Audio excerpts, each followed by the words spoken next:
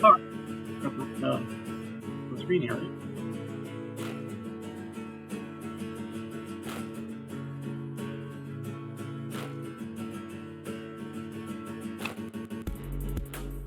So stacks, queues, and decks. They said that's how we pronounce it. I always think it's DQ, but apparently I'm bad at that, and it just makes me want ice cream. So it's probably better to call it deck.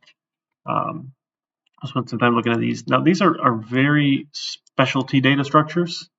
They have very specific uses, but if you have something that uses it, it's awesome, very efficient, and we like them. They work out pretty well here. So before we do that, let me pull up the maze solver, because we had lots of questions in lab about the recursive maze solver, and that's the next project we're working on is recursion. So I think that that's definitely worth spending a little bit of time looking at. So let me see if we can find our recursion here. So this was the naive maze solver we wrote in class that will find the first solution and then quit. So, well, that's nice, but wouldn't it be better if we could find the best solution, or best being shortest, right? I mean, however we want to define that. I guess if you really like being in mazes, the longest solution might be the most fun. Like corn mazes, you don't want to like be in and out in 5 minutes. Like you want to enjoy the corn maze. So maybe you do want the longest path, but that's probably another story. So things that have to happen here, right, are undoing the things that we change so that every possible path can be tried. So when we put breadcrumbs down, if we don't pick those breadcrumbs back up, I'm never going to walk there. I'm never going to attempt that path again. So one of the things that happens is we will try something, and when it's done, we will undo that. So with this recursive solve here, we said, okay, hey, if I'm not at the end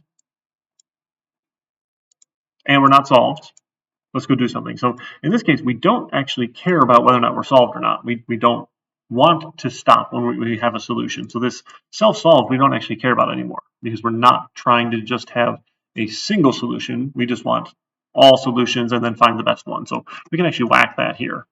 And then this is really just an else. So if we're not at the end, then let's try up, down, left, right, or whatever it happens to be. So we're going to try and put a breadcrumb down. So to undo that step, this idea, the little sample maze that we started with, we said, okay, let me zoom in a little bit here.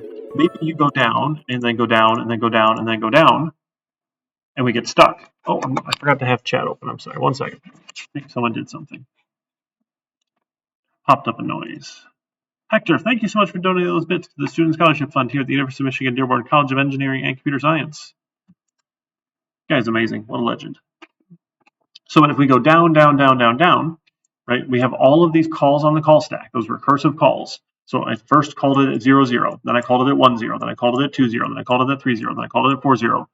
What each of these does is puts a breadcrumb down. We got here, we got here, we got here, we got here. So once we get to 4, 0, right, we put our breadcrumb down because it's not the end, or it's not the start. We're going to say, can I go up? No. Can I go down? No. Can I go right? No. Can I go left? No. How do we undo that breadcrumb? Well, we just replace it. And as generally, we want to like make sure we're not overwriting start as well again. So instead of saying, oh, it's a breadcrumb, now we say it's open. Boom. We have now replaced the breadcrumb.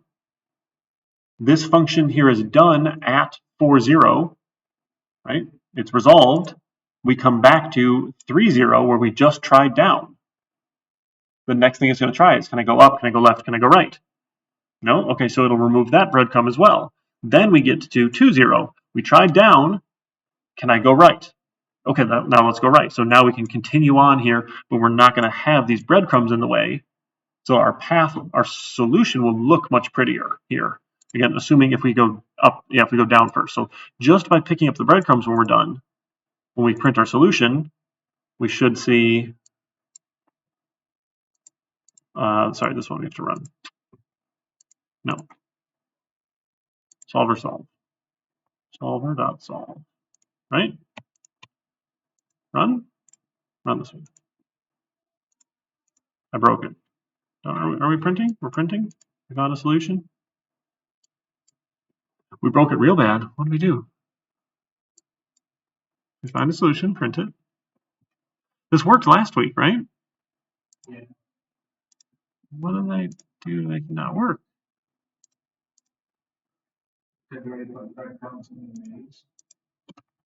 Oh, did I put them in main PY?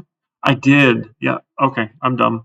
Thank you. Yeah, I updated the actual maze here, so we were not going to step on those breadcrumbs here. There was no solution.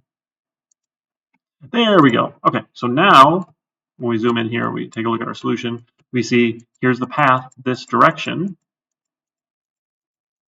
We don't see that we went here because those breadcrumbs were removed. And then it says, oh, also, here's this solution here. And these breadcrumbs are removed, like that never happened, because we undid them. So this was the branching point, right, where we either went up and tried until we found a solution or got stuck, or then after we tried up, we tried down. But because we took care and we cleaned up after ourselves, we haven't. Now, what's not doing is tracking steps yet. So we need a place to track steps. So a good place for that is a self value, an instance attribute. So we can have a self dot number of steps or something, start at 0. And then every time we step, we should increase that, right? So if we can go up, let's go up. Let's count the step. Now, a couple ways we can go about counting our steps. Some work well, others don't work quite as well. Every time we call solve, we don't call solve unless we know we can go there, right? But your start is not a step, right? So that if we just say, hey, up at the top, every time we call solve, count a step, now we're counting start, and we have a problem. So we could avoid counting start if we wanted to. That's an option. I think most of you I was working with said, hey, let's count it in the let's go up. Okay, we stepped up. It's an option as well for doing that way. Either way you want to go about it here. So let's try it at the top and see if it works for us. So we'll say, hey, if we are not the start, so if we're not the starting square, then we'll take our self.step number of steps plus 1. Right? So don't count the very first one because we haven't gone anywhere. But then every time we call solve and it's not start, let's count that as a step. Right? So we'll go up, we'll go down, we'll go left, we'll go right, all those sorts of things. But then what happens if we're done and we don't want to count that step, right? Like I went to this dead end down here, but then I came back. I don't want to count those as step 4 and step 5, right? I need to undo the count. So once this function is done, right, at the end of it, we need to go and undo this piece here. So we will take our number of steps minus 1. So that should happen at the end. And that's actually regardless of whether or not we stepped on the end or we tried something else here. So you don't want it inside this if here, because then it won't uncount when you step on the end and your count's going to be off, right? Because these are if else's at this point here. So you got to be a little careful about where we put this one here. We should be able to say, hey, let's just take one away here from our number of steps. And then when I go print myself here, where do we have that? String. Excuse me. We should include the number of steps, right? So maybe we'll have, do all of that. And just add another string, I guess, right? All in. And we can do that as a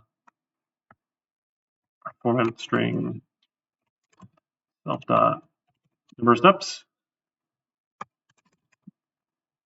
Right? Does that make sense? So we'll add that to our printout here to say how many steps it took and see if we can get that to count right. All right, 11 steps and 7 steps. Okay, so we're not counting something quite right because I think this is 1, 2, 3, 4, 5, 6, 7. Should be 8. We didn't count it as 8. We only counted 7. So what's going on? Why? Not the start. Count 1. If it's the end, we solved it. I would have expected that to work. That's interesting. I'm sorry? I mean, it should. So like when we call solve here, we should have 0 steps. The first time we go down, we call solve. This runs and it says, hey, we're not at the start. You now have 1 step, I think. And if we're not sure, You put it in debug mode, right? And let's put it in and watch it, see what it does. The debugger is your friend. This is how we can step through and see what's happening kind of behind the scenes and get a peek at why it's behaving the way it's behaving. I have to run this one. Debug main. Okay, there we go. So here's our maze here. Right, we're about to add one step because we are currently at column 0 and row 1. So we've gone through our first recursion, right, of going down. So currently at 0 steps, we go to 1 step. Great. We're not at the end. Let's keep on going. All right, we went down again. Let's count another step. Awesome. Okay, so we went to 3, right? 3, 0. Got our steps. So now we're at our number of steps. Sub number of steps. 2 steps, right? Is it only 2 steps? Because we're at row 3, right? This was 1 step. This was 2 steps. Huh. Puts the breadcrumb down. Okay, so 1 step, 2 steps. Okay, that is the 3rd step. I'm sorry, I just can't count right. So that's the 3rd step. Even go there. Here's our 4th step. Now at 4, 0, we can't go anywhere. So we are going to undo the breadcrumb, right? That's this breadcrumb over here. It's kind of hard to see on these variables, sorry. Undoes the breadcrumb, and then we're uncounting our steps. So we were at 3 steps, right? Down to 1, 0, down to 2, 0, down to 3, 0, down to 4, 0. Did that change? Self number of steps. Why did that change? Here's my number of steps. Why is it 2?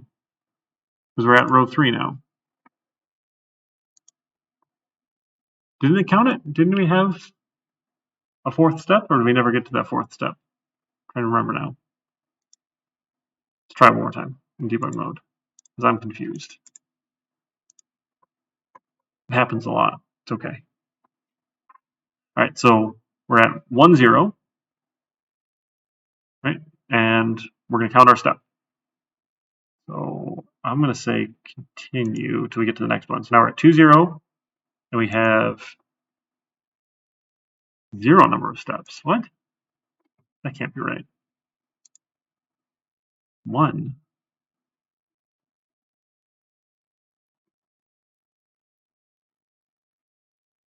Why did the first one not work?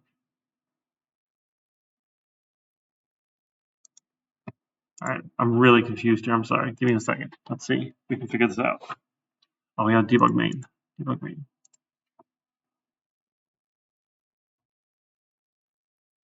The row is 1, column 0. So we've just had our first move from 0, 0. So we're going to count the step. This is step 1. Then we're going to put our breadcrumb down because we're not at the end. So we put our breadcrumb down. So now we've gone 1 step. We have a breadcrumb here. And then we'll see if we can go up, down, left, or right here. We can't go up. And we're going to solve for down. Let's go down. So going down then, right, we have, how is that 0 steps?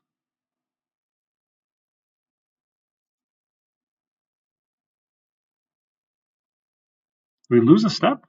Where did it?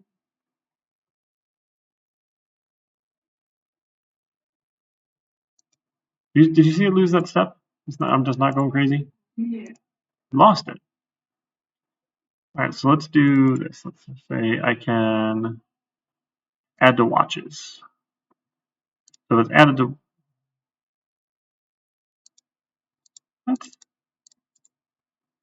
All right, one more time. This one, you should be able to watch a value here. So if you put it on your watch, there we go. Okay, so self number of steps is 1. So we'll have it called out a little easier to see here in our debugger. So not the end. So if we're not at the start, we'll put our breadcrumb down, and we're going to see if we can go up. So can it go up? Well, it says we can go up. Why didn't we be able to go up? We shouldn't have been able to go up, right? What does our can do method say? Can go if the row is less than 0, or the row is less than or equal to the length of the maze.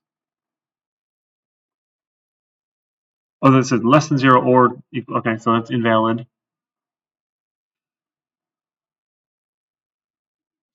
Invalid, invalid, invalid for a wall, or invalid for breadcrumbs. All of that or together, and then not. So if any one of these is invalid, it's true. And then we say not that would be false. So we tell them, no, you can't go there. It's a false. But we went there. Row index -1, column index.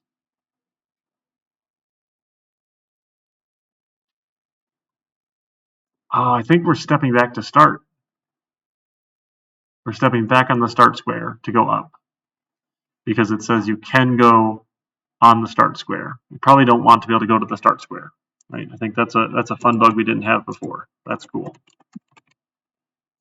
Or if it's start, tell them don't go back here, because we're not putting a breadcrumb on start, just so that start stays there and looks pretty. Okay, I think we've solved the problem. Let's see. Let's give it a run now. Hey, all right, 12 steps and 8 steps. That's what I was expecting. 12 and 8. Much happier now. Much happier now. So again, you were fine if you wanted to put your step counting right inside of this recursive bit here. Hey, before we solve, add the step. After we solve, undo the step. It's fine. It works. I did it once here because I'm lazy for counting my steps here. But now we still don't know which one is the fastest, right? The fastest solution.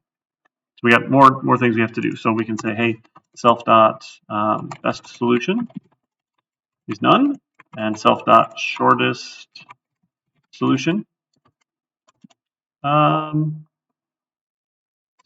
I don't know for now. Sorry, we can come up with something later here, but I'm going to have the string version of the solution as best solution, and I'll have the number to count here because I need to be able to compare these things. So when I reach the end, then when I find a solution, I say, yes, I win, but we're going to say, okay, hey, if my self dot shortest solution is none, then my self dot shortest solution is equal to a string version of myself. Right? We want to be able to have this string version here. So when the public solve method is done, we can say, hey, if self dot shortest solution is none, I can't type. We can raise a value error, unsolvable maze. Otherwise, right? And I don't even really need an else here because it's redundant because I'm raising an exception. So I can just say return self dot shortest solution. Right? Either raise an error, they did the dumb thing here, or let's give you back the shortest solution. So in our code here, right, where we're checking for this, we'll say, hey, if the shortest solution was none, great. If it's not none, now we need to start comparing some things. But if it is none, we'll also take self dot shortest path, right, number of steps, shortest number of steps, what do they call it? Shortest solution. Oh, I used some terrible names here. I'm sorry. So we do not want any of that. If the best solution is none, it should be step count or something. Shortest solution, best solution, step count. Let's go best. So best solution and the best solution step count. Just to try and keep things sane here because I'm going to get confused really easy. So we'll set the shortest solution here, and then we'll say, because I know it was none, I didn't have one before. So my self dot shortest best solution step count, there we go, this is best solution, is equal to my self dot number of steps. If it's not none, it means there was another existing shortest solution. So now we can compare. We can say, hey, if the self dot best solution step count is greater than the self dot number of steps, and again, you could flip this around and go either direction you want here, but we'll say this was fine. I need to replace this now and say, hey, I found something that's faster. So I'll set it equal to that, and then our best solution will become the string of that map. What that lets us do is get out of the business of printing things, right? It's bad object-oriented habits to have our classes print things. At least the business logic pieces here. Like the maze solver could stand alone as a mobile application or web application, or I don't know what other devices you want to run it on here. But if it prints things, there's no guarantee the person using my program will ever see the console. Most of us don't stare at black boxes here and type text in. So again, this is just sort of the nature of that. All right, let's give that a run. So my main, then I'll have to say I want to print my solve resolve, right? Because that's going to return a string value. Oh goodness, look at that! It's suggesting the right answer here. That's so cool. It's like, did you mean best solution instead of shortest solution? I sure did. Thank you, Python. And we get our best solution solved in 8 steps. We ignored the 12.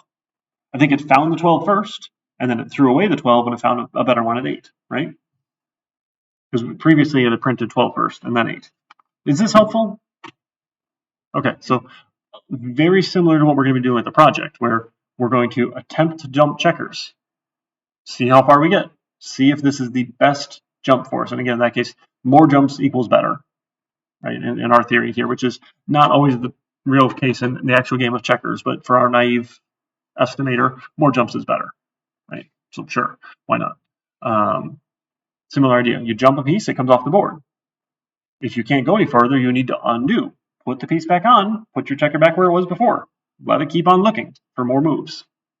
So same idea with that. So I'll get this committed here to GitHub, GitHub, and this is our maze solver lab. Cool. Oh, I really need some more coffee.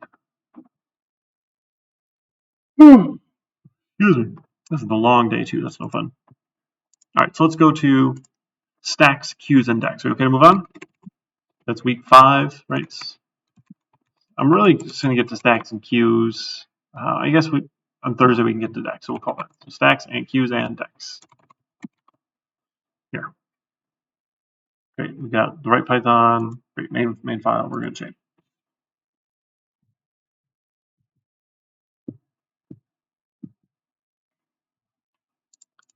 Now, you folks are probably pretty familiar with the idea of a stack and the idea of a queue here. Stacks make a whole lot of sense, right? If you put something down and then you put something on top of it, we've made a stack. I have 2 things in the stack. Can I get to my hat? Not very easily, right? I need to take the thing off first to get to my hat. So with a stack, it's known as a first in, last out sort of data structure. The first thing you put in is going to be the last thing that comes back out, because you don't want to knock down the whole Jenga tower or whatever you're doing. Here's where stacking up a bunch of stuff. I'll put my phone on top and I can put as much as I want in. The way that you interact with the stack is you put stuff on top and you take stuff off the top. Anything underneath, we don't have access to, we don't touch, we don't worry about until we can touch it, until we can get to it. So that same idea, when our recursive calls, our function calls, go on the call stack, it's a stack, right? It sits and waits. You don't do anything with that call where you were at, row 2, column 0, until the call above you finishes. When 3.0 finished, and 3.0 called 4.0, when 4.0 finished, now I can get back to 3.0. 3.0 can finish, I can get back to 2.0, and 2.0 can keep doing its thing. So behind the scenes, when code runs, it uses a stack to track what has to happen with all of its variables, and does all sorts of cool stuff here. And stacks are one of the ways that you can solve problems that are easily solved with recursion without recursion. Right? I think we even looked at the Tower of Hanoi solution, right? Didn't they have the iterative solution that used a stack, and you had to like push things on and pop things off, and it's like, this is a nightmare, right? It's ugly. It's probably more efficient. It is more efficient than the recursive solution, but it's not pretty. So there's some trade-offs there. So stacks are pretty familiar. Now queues, you might not be familiar with, just because we don't speak the Queen's English anymore. A queue is a line, right? Go to the grocery store, you get in line. A line is a first in, first out. First person in the line, the first person to get out of the line. Oh, this number. I'll call it back. So when you get in a queue, you get in at the end of the queue. Where with a stack, you get put on the top of the stack and you're coming right off next, unless someone gets put on top of you, someone gets put on top of you. So this is first in, last out, or first in, first out. Right, for stacks and queues. First in, first out, or first in, I'm sorry, first in, last out. Oops, I got the wrong one. First in, last out is the stack. First in, first out for a queue. Right, think of like a car wash. Whoever's in front going through first. Right, you can get in line. That one's pretty easy. We like these for grocery stores. We like these for people taking turns. Stacks aren't great for that, right? There are certain things that work well as stacks for us to use a stack structure for storing data. Not a lot of things. So it's a very specialty sort of case here for these. Now, it's pretty easy for us to use these or to create these using a Python list because it's super easy. So the way that you interact with stack is you push something on the stack, you pop something off the stack, or you can peek at the top of the stack and just look at what's on top without removing it. So we have a couple options. So if we write a class for stack here, and we have an init method here, we have self. I like to call it storage, right, is a list. Right, we're going to use a list internally. So the ways that you interact with it, right? So we're going to define a push that takes an item. All we're going to do with that item is we're going to add it to the end of the list. We're going to append it to the list. We'll take our self-storage and we'll call append given the item. Let's add it on top. So usually we think of lists horizontally just because that's kind of how we visualized things before. Just imagine that list is now flipped, right? The start of the list is the bottom, and we just keep putting things up this direction now instead. We push. When we pop, this one's actually super easy here. We just return self-storage.pop. It already has a pop method, pop function that can remove something by index. The default for pop is the last thing, right? So removing the last thing is what we want to do because it's the first in, last out, right? We don't want to take the first thing. We want to take the last thing, the thing we just added here. And then to peek, we're going to return self-storage index of what? Remember, you've got a couple of shortcuts here. Index of -1. We'll go the last item, just if you want to be fancy. Another way you could say the length of self-storage -1, because there is no index at length, right? If I have 3 items, I have indexes 0, 1, and 2. So a lot of times you'll see people do it that way. They'll say, hey, I want to return self-storage index of length of self-storage -1. Right? Does the exact same thing. So this is less typing. Right? We like these sorts of shortcuts here, which is fun. So push, pop, peek, ways of interacting with stacks. And now I'm sure you saw this coming. We're going to talk about how fast these things are, right? Because we're very interested in the performance of these data structures. What's the benefit? What's the gain? What do we get out of here? So for pushing an item, well, if we're just using a Python list behind the scenes, do you remember what our best case, our average case, and our worst case were? Yeah, we don't really care about best case. Really, we care about average case, and worst case is good to know, but sometimes not as important. That's that big O notation. Let's say O of what? To on average, how about average case? Right, to add something to a list. What was our average time?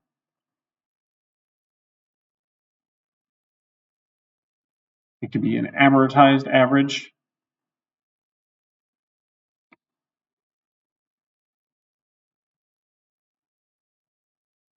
Does it matter how many n I have? Is it going to be slower the more n I have on average? No, it's constant, right? Every so often, the worst case, it will have to shift n items into a new list, make some room for me. But because we do our fancy math and say, hey, we're going to amortize that across all of our averages, our average time is constant, right? You take those bars and you lay them down. Yeah, there's a spike every now and then, but if you imagine them laying down, you only spike, as we increase our size, and we increase our size in a sane manner here. We're not doing it all the time. You don't just increase by 10, increase by 10, increase by 10, increase by 10. That doesn't work for you. But if you do a geometric doubling, then the bars fit perfectly. The math works out. Right, so average is 1. It's great. Worst case, right? Same with adding to a list. We're literally adding to a list. So the worst case is we have to copy n items to a new location so we have more room for storage. And best case, we don't care about. Right? It's not even worth it. I don't think it's worth talking about because you don't get the best case very often. All right, now popping. To remove the last thing in a list, on average, how fast is that?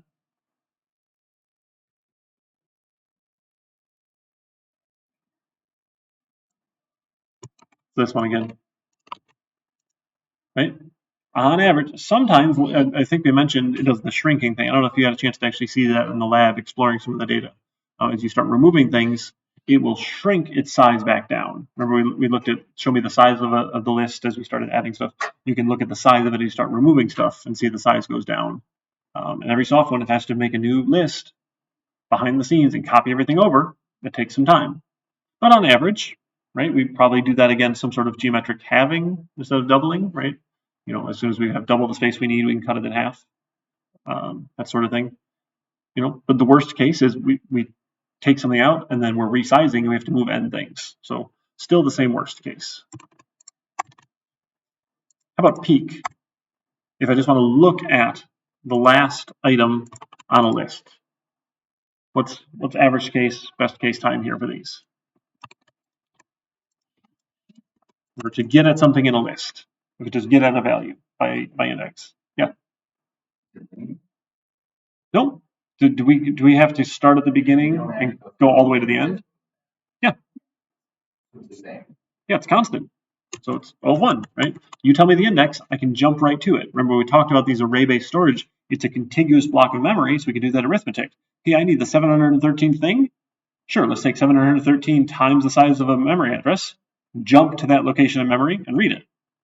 I could have a million things in there. I will calculate and jump. So constant. It doesn't matter how many are in there. Worst case, still O of 1, right? You can't be slower because you're reading things by index with an array-based storage. So this works out to be a very efficient way of storing a stack. Now, you might wonder to yourself, why don't I just use a list? Because we are using a list. What do we gain out of here? And the benefit is that if the problem we're solving can be modeled with a stack, we can force people to be limited to only interact with the thing on top. If we give them a list and say, hey, please only touch the thing on the top, they have access to do whatever they want. It's a Python list, right?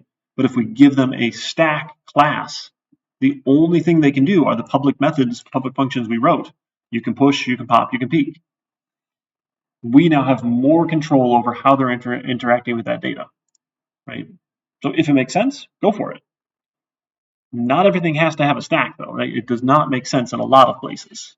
It's just a tool in our toolkit for this. Okay. How about the queue? So let's write a class for queue. Define init. And you guessed it, and you guys are so smart, it also uses a list behind the scenes. Who knew, right? So self.storage is a list. Now for queues, we have slightly different names. You have enqueue, you have dequeue, which is why I'm confused by the deck, because dequeue will take the item off. And then you have front, which is show me the front, kind of like peek, but it's show me the front thing that we're about to dequeue. We can have an enqueue given an item. Now, if we're a list and we need to be a queue that's first in, first out, where do we want to put our new item?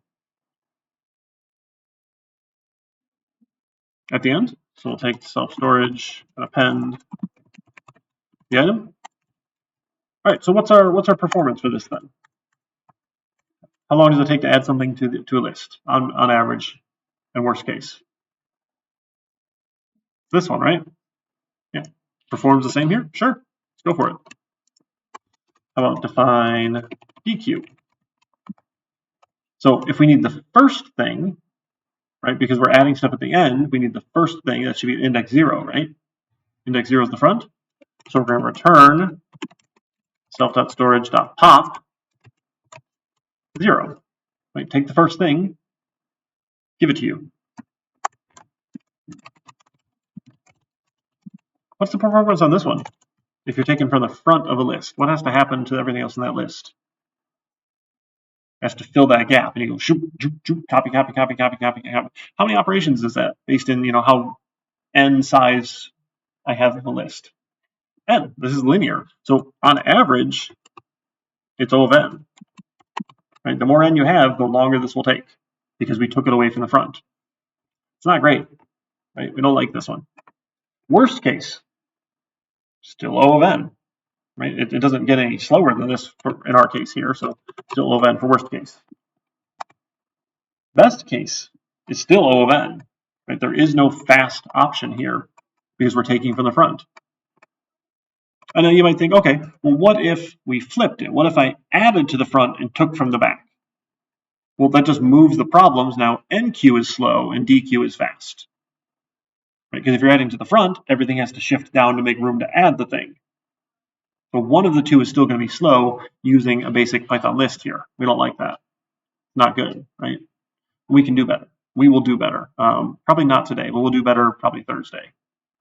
We will write a queue that performs much better. Because there's ways to do it. Lots of fun ways to do it here. And then front, we're just going to return self-storage index of 0. Right? This one, again, just like peak, it's constant. Right? We're just getting something by index. Right? Index 0 versus index end. We don't care what index. Getting something by index out of a list is a constant time operation. These are constant time performances.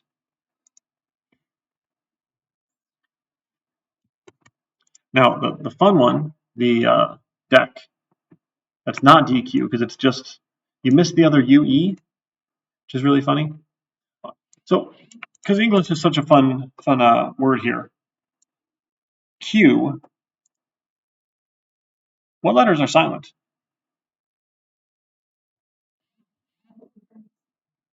Oh, no, they're not silent. They're just waiting in line. Oh, you didn't see that one coming. Yeah, it's just a funny word. But like you also have Q spelled this way, right? I believe that's for pool, the Q stick or Q ball. No. Oh, is it? Oh, shoot. Oh, I'm bad at this then. I think this is a word all by itself, though, isn't it? Define Q. An abbreviation for Quebec. All right, I guess that doesn't count. I'm wrong. Okay. I'm bad at words. You're not surprised. I always thought it was QE when I was a kid. People should be saying QE. Okay. So the deck then, or I like calling it DQ, but this is DQ. This is just deck. So if the UE is silent, the Q makes the K sound. Sure. I don't know. I got nothing. So we'll do our init method here. Now what's different about a deck is that it's basically a stack and a queue.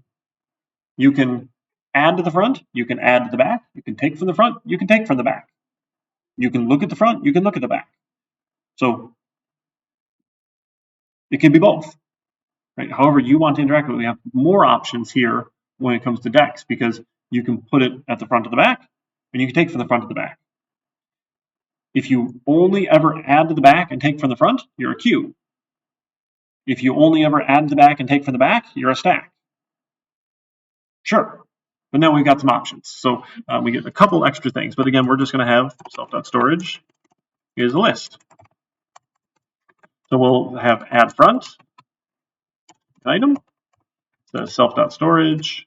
Now insert, right, is how we add at a given location. We'll add the item at index 0. Define add back. Self and an item. Takes our self-storage. And we just append the item.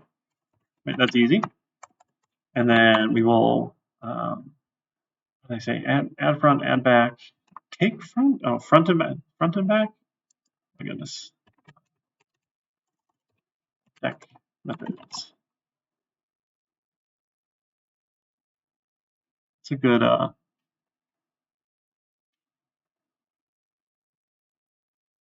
deck in Python. Here we go. Here we go.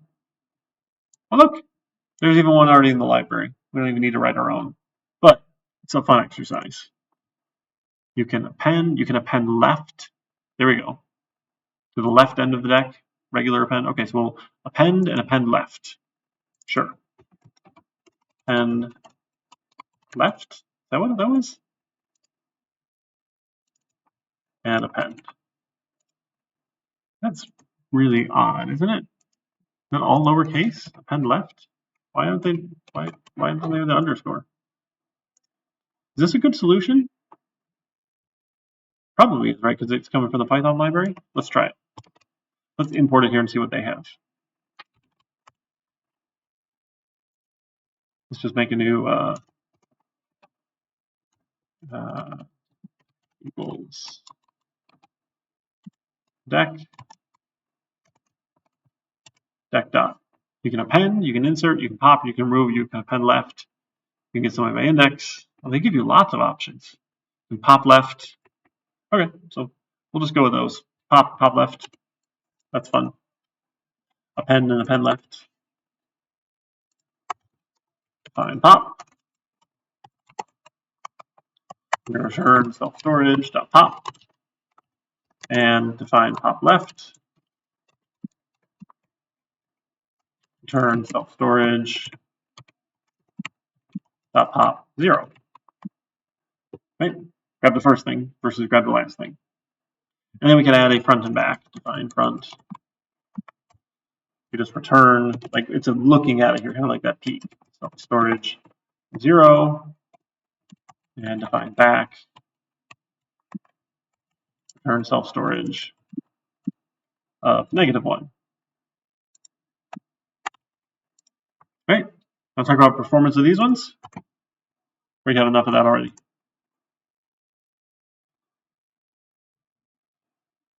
Is that a vote for yes? Let's do it. Okay.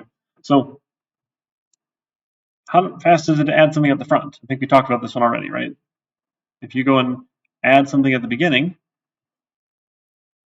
Here, oh, we didn't do that one. We weren't adding at the beginning. We took from the beginning. So if you go add something at the beginning, how fast is that going to be? Average and worst. Right? If you have to make room to put this thing in, n things have to shift down, right? So on average, it's still O of n.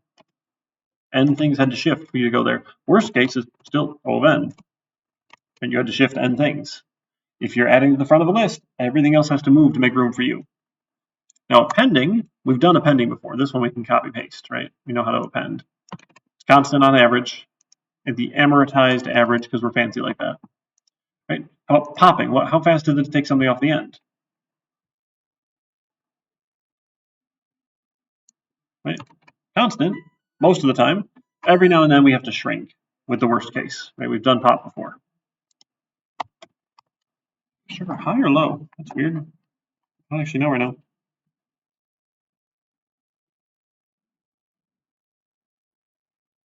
Oh, just a little high. Not too bad. Right, pop left. Do we take something out of the front before? I think we did that one, right? We popped 0. This one's a slow one. So the data structure is cool, but we're getting all the slow things here.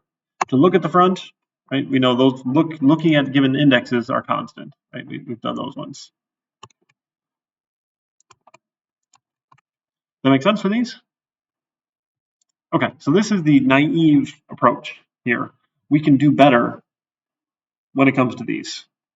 There's ways to make these faster, which are fantastic. We'll get into some of that on Thursday, looking specifically at queues. There's some fun things we can do with queues to make these things faster. Some fun arithmetic, because everyone loves arithmetic, right? I'm assuming so. I mean, you've all taken lots of calculus, so you must love arithmetic. Yeah, I don't think we got 15, 20. Yeah, I don't think we'll have enough time to finish that? You want to hold that off till Thursday? That sound good? Okay, or we can start and just stop halfway.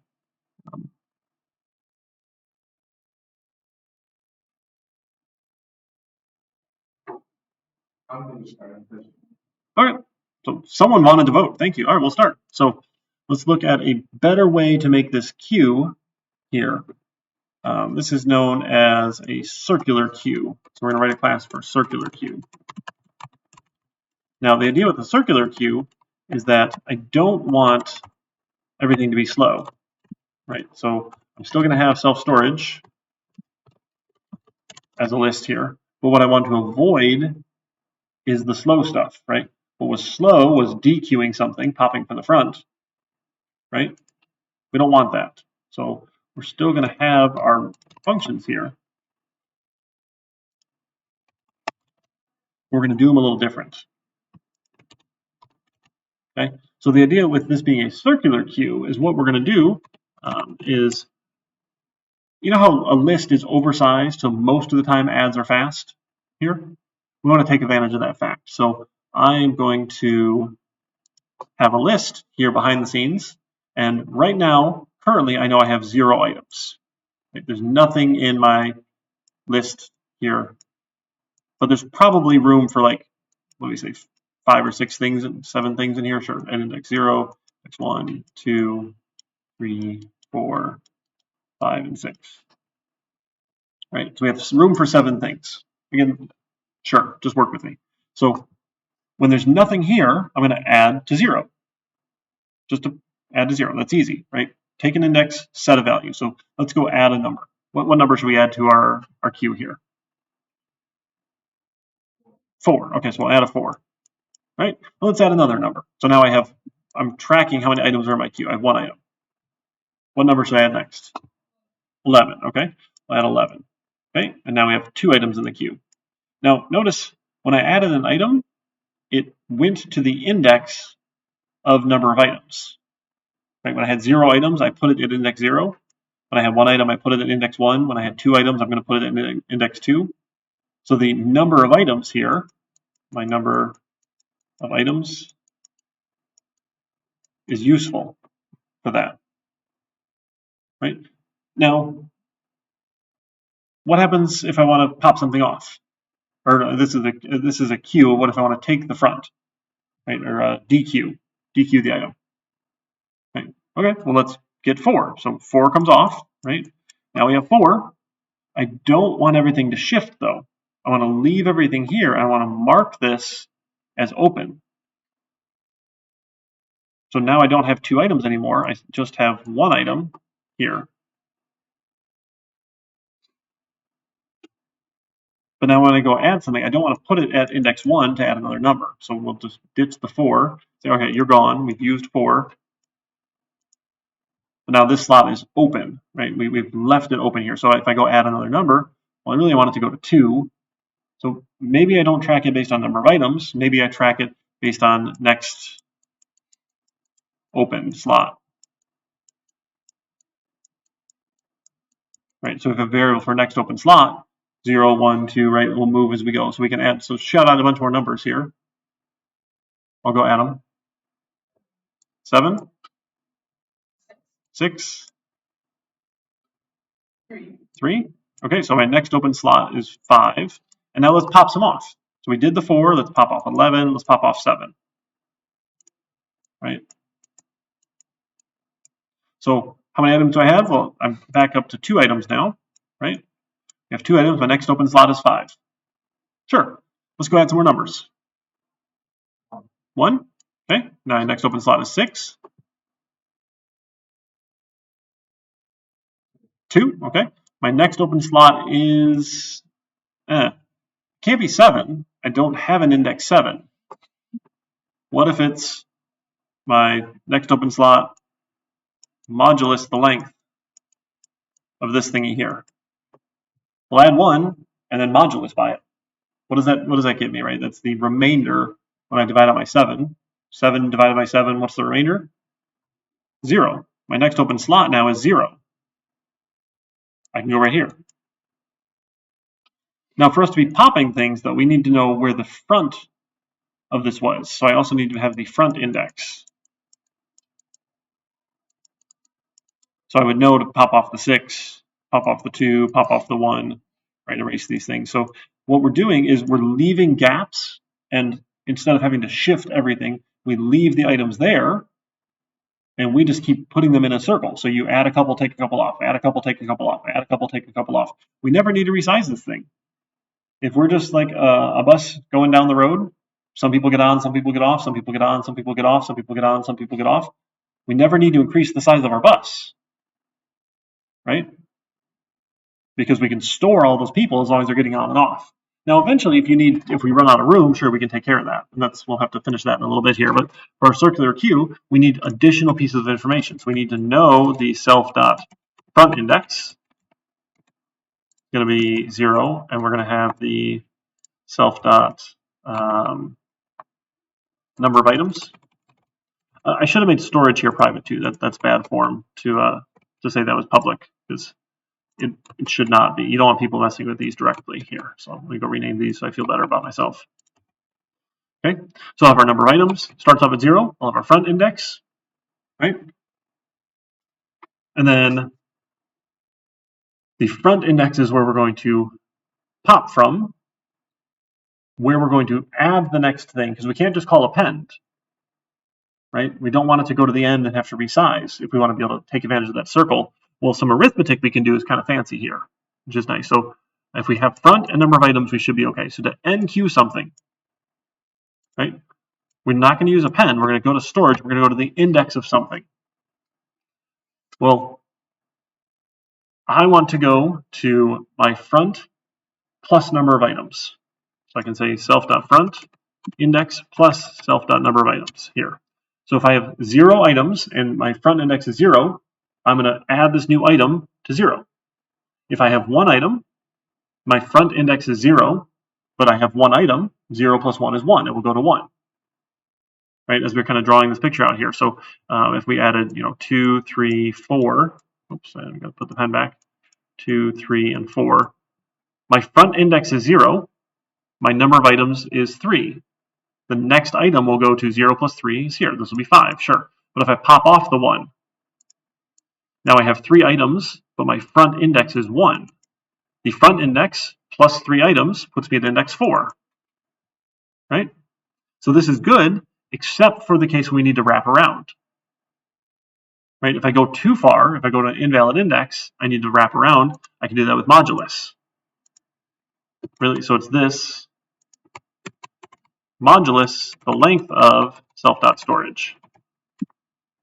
Here, we can go add it. Now, the other thing we didn't count, though, here is what happens when I run out of room.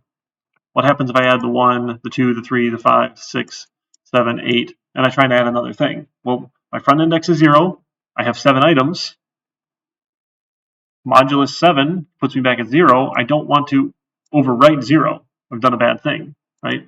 So we have to say, hey, if my self.number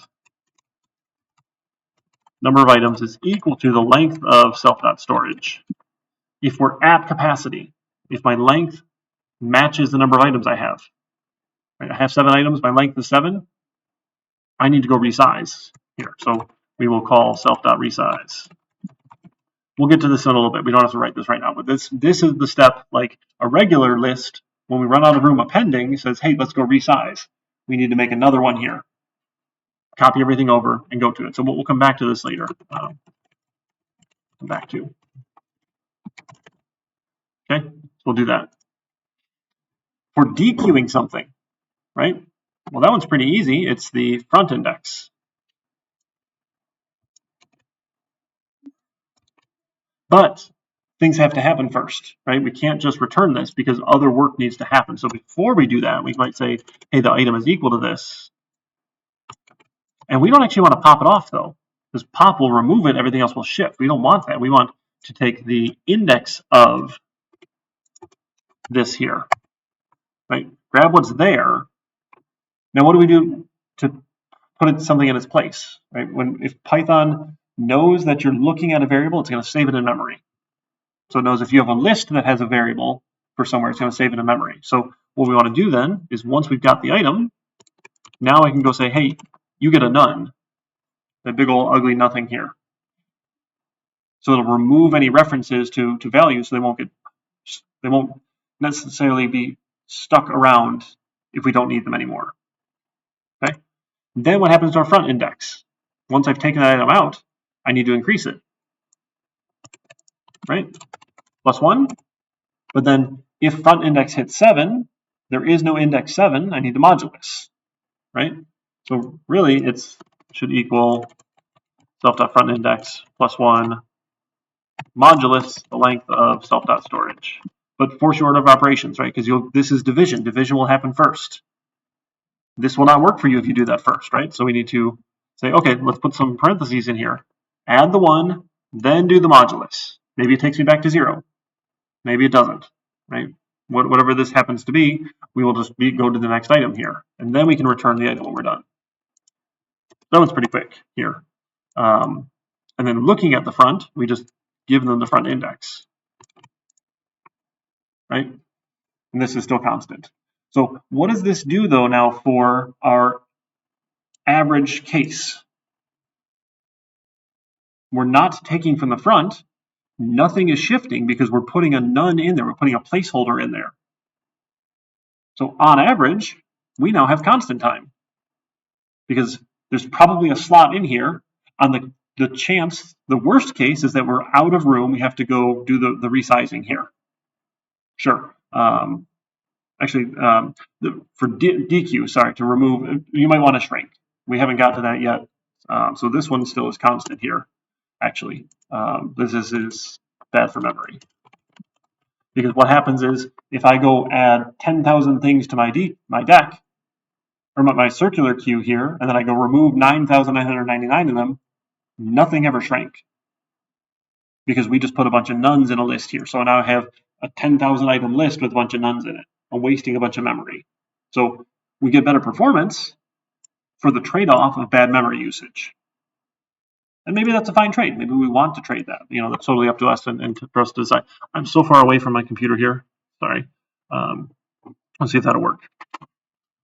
But average, right? Really quick.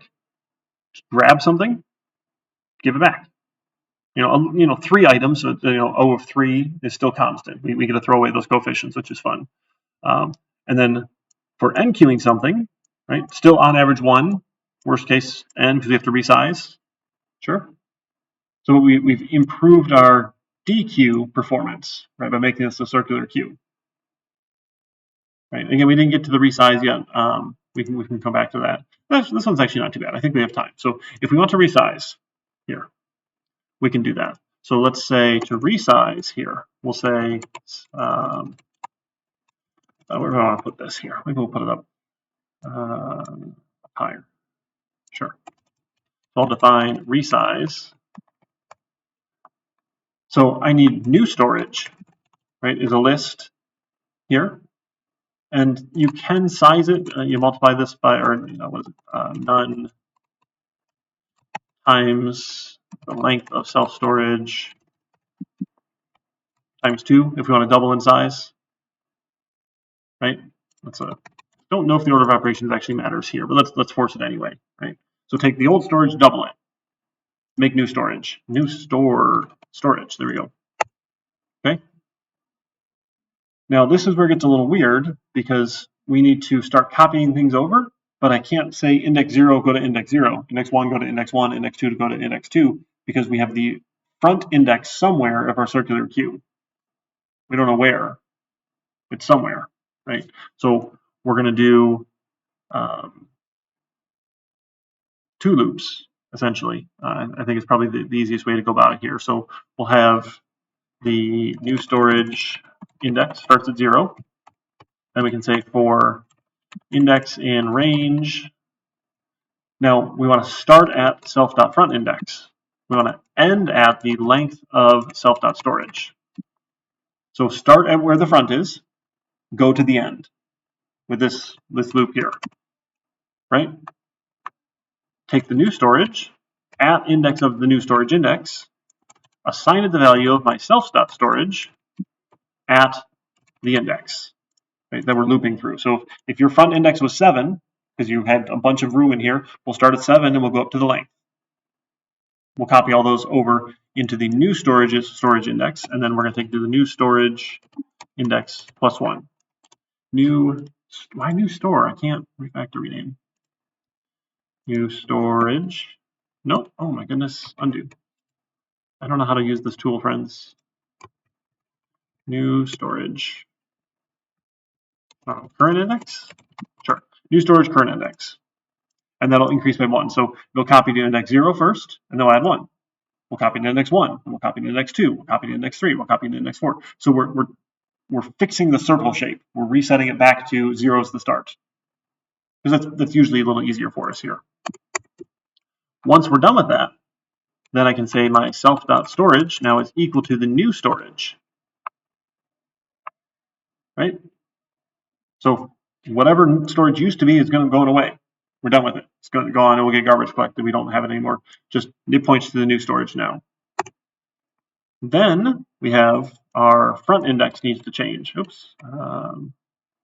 Front index, it becomes 0 because we put everything at the start. Oh, we're not done yet. I'm sorry. I missed one other step. So we did from the front to the length. We also need to copy, one more time here, from 0 up to the front. Right? Loop back around, go back to the start, copy those ones too. Sorry, I forgot that step. But the rest of it's still the same, right? Whatever that new storage current index is, just keep on going. You've copied 10 things, great. 10 to the next location as you wrapped around the circle. And this goes up to, but doesn't include the front index, right? We're not going to count this one twice here. Does that make sense? So we copy front to the end, and then we copy start of the circle to the front, wherever that happened to be. So we do copy both halves, or quarter, or whatever the proportion is here. Right? Wherever we started becomes 0 for us, and then we go to the end. Then we reset front index to 0. Number of items doesn't change. Right? That's all fine. It's all well and good. We just need to shift things. Okay, and that should be our resize when we go in and queue something. Now, I know you're thinking to yourself, Eric always says any code that's worth writing is worth testing. I love it. You guys are reading my mind here. That's fantastic. We go test these things, right? Make sure they give us what we expect here. So let's go write some tests.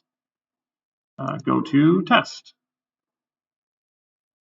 Just a quick one, because it's really easy to screw these things up. So let's just test NQ, DQ, and now we kind of are going to test. We can test them a bunch at once, but that's fine. So let's arrange. So we'll have some values, right? So we'll say, first is 1, second is 2, third is 3, right? And then we'll make a circular queue. So we'll say from main import circular queue. We can make a circular queue. So circular queue, queue equals a circular queue. Great. We'll go add them. So let's take our queue here, and we'll call NQ first, Q.NQ second, Q.NQ third. We'll put them in. Nope, that was not the right one. This is the second and third. So we'll go add 1, 2, and 3 to it. So we're testing NQ. We're kind of testing them all at once here because it's a little silly because you have to DQ them as well to really test them. Front, I guess, is pretty easy to test just when we look at the front thing here. But all right, and then we'll get. So this is, I should say, the expected first, the expected second, and the expected third. Now, this is going to be a little tedious doing it this way here, so it might even be better for us to just kind of cheat a little bit here. So we're going to have our queue, and then we're going to go NQ a bunch of stuff. So for number in range, let's say 50, right? That should probably cause it to resize once or twice. I don't know exactly how often, but probably figure it out here, right? Do we ever add the number of items when we added? Nope, we never took number of items plus 1. That'll hurt us later, right? If we don't add that number here, because we use number of items lots of places, probably pretty important. And when you remove something here then, right, you should take that down by 1. I caught it before I even wrote the test because I failed on these a lot before. That's okay. All right, so for number range 50, let's take our Q, and we'll NQ the number. We'll add a bunch of values, right? Then, basically the same thing here again. So for number in range 50, we're going to self.assert equal the number is what I'm expecting, and what I actually get is my Q.DQ. Now, this is not great AAA format, AAA convention. I didn't really arrange act and assert here. I mean, we're kind of testing this one. So like this is sort of arrange. This is definitely acting, right?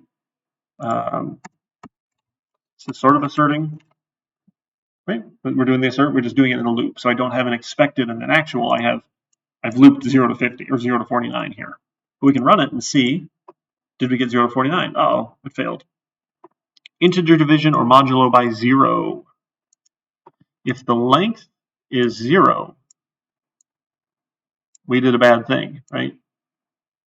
When we NQ the very first item here, we did a bad thing.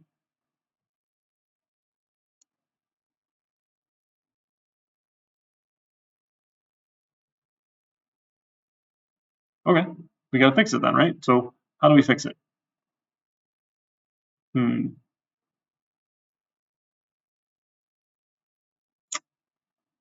Interesting. You know, we never, storage probably should have started here as not times something. Times like 5.